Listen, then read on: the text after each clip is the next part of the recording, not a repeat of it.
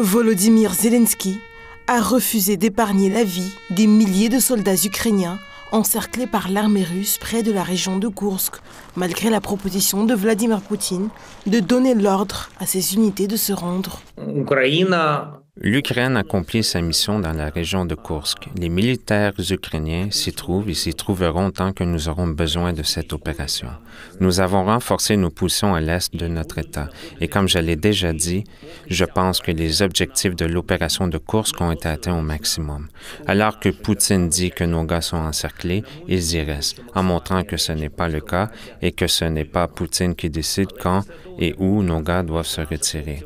De plus, l'opération se poursuit.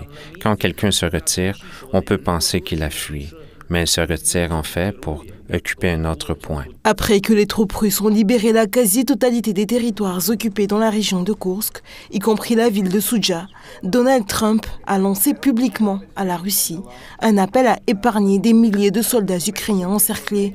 Vladimir Poutine a accepté cette demande en proposant à Kiev de donner l'ordre à ses unités de se rendre. Comme vous le savez, la Russie a l'avantage. Ils ont encerclé environ 2500 soldats. Ils les ont joliment encerclés. Et ce n'est pas bon. Nous voulons régler ça rapidement. Regardez ce que nous avons fait. Il n'y a pas d'Américains engagés. Il pourrait y en avoir si tout ça finissait en Troisième Guerre mondiale. Kiev continue de nier l'état des choses, préférant présenter les faits sous un jour plus avantageux.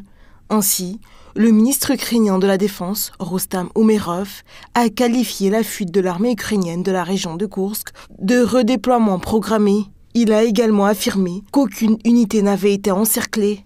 Cependant, les troupes ukrainiennes en fuite décrivent dans les médias occidentaux la gravité de la situation. Les soldats ukrainiens combattant dans la région de Koursk et faisant retraite décrivent des scènes dignes d'un film d'horreur. La BBC a reçu de nombreux témoignages de soldats ukrainiens décrivant une retraite catastrophique face à des tirs nourris avec des colonnes d'équipements militaires détruits et des attaques constantes d'essaims de drones russes. Après la fameuse attaque surprise russe via un tronçon de gazoduc qui a permis de libérer la plupart des territoires occupés par le régime de Kiev dans la région de Koursk, l'armée russe a établi le contrôle de la seule route reliant cette région à l'Ukraine par laquelle les soldats ukrainiens pouvaient encore battre en retraite.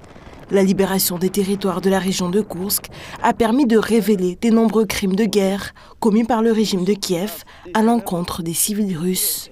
À cet égard, le parquet russe considère toutes les formations ukrainiennes qui se trouvaient dans la région de Koursk comme terroristes. Conformément à la législation de la Fédération de Russie, tous les militaires de l'armée ukrainienne et plus encore des mercenaires étrangers se trouvant sur notre territoire et ayant commis tout un nombre de crimes contre la population civile doivent être et sont considérés par notre législation comme des terroristes. Les atrocités qu'ils ont commises doivent être identifiées, documentées et faire l'objet d'une enquête approfondie. Je prie les organes du parquet, notamment les procureurs militaires, de lancer au maximum, en collaboration avec d'autres services, des enquêtes en ce sens sur les territoires libérés, tant à Soudja que dans d'autres localités. Tous ces criminels, tous ces bourreaux, tous ceux qui ont donné des ordres criminels, tous ceux qui ont maltraité les civils doivent être identifiés et subir par la suite un juste châtiment.